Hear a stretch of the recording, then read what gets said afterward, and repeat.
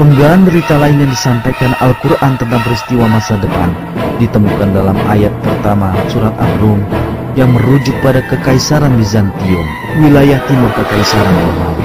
Dalam ayat-ayat ini disebutkan bahwa Kekaisaran Bizantium telah mengalami kekalahan besar, tetapi akan segera memperoleh kemenangan.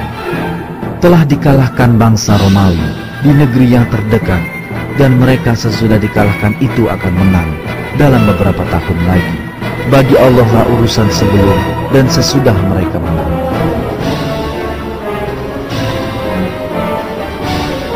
Ayat-ayat ini diturunkan kira-kira pada tahun 620 Masehi, hampir 7 tahun setelah kekalahan hebat Bizantium Kristen di tangan bangsa Persia. Ketika itu Bizantium kehilangan Yerusalem.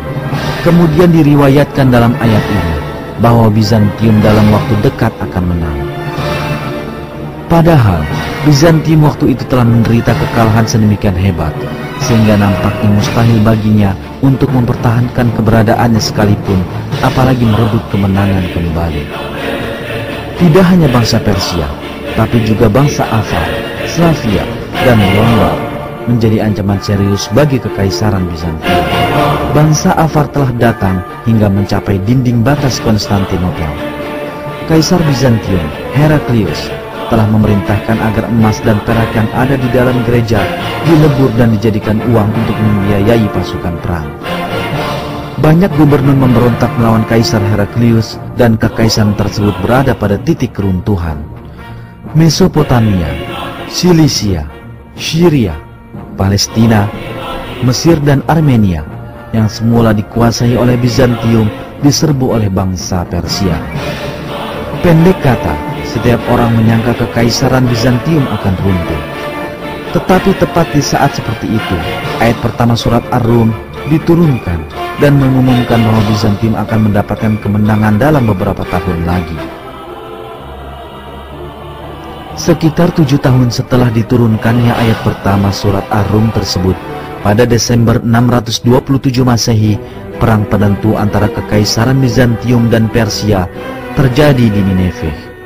Dan kali ini pasukan Bizantium secara mengejutkan mengalahkan pasukan Persia.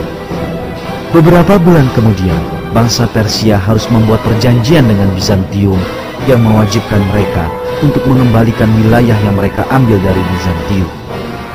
Akhirnya, kemenangan bangsa Romawi yang diumumkan oleh Allah dalam Al-Quran secara ajaib menjadi kenyataan.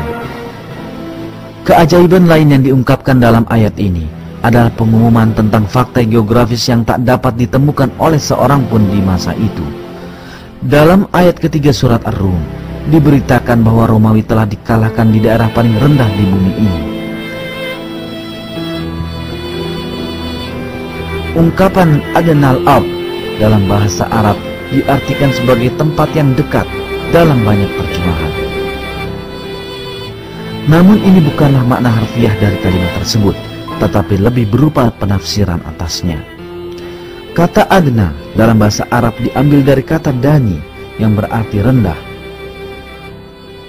dan ard yang berarti bumi.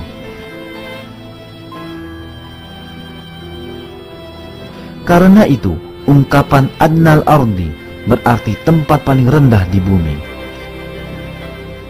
Yang paling menarik, tahap-tahap penting dalam peperangan antara Kekaisaran Bizantium dan Persia ketika Bizantium dikalahkan dan kehilangan Yerusalem benar-benar terjadi di titik paling rendah di bumi. Wilayah yang dimaksudkan ini adalah cekungan Laut Mati yang terletak di titik pertemuan wilayah yang dimiliki oleh Syria, Palestina, dan Yordania. Laut Mati terletak 395 meter di bawah permukaan laut, adalah daerah paling rendah di bumi. Ini berarti bahwa Bizantium dikalahkan di bagian paling rendah di bumi, persis seperti dikemukakan dalam ayat ini. Hal paling menarik dalam fakta ini adalah bahwa ketinggian Laut Mati hanya mampu diukur dengan teknik pengukuran modern.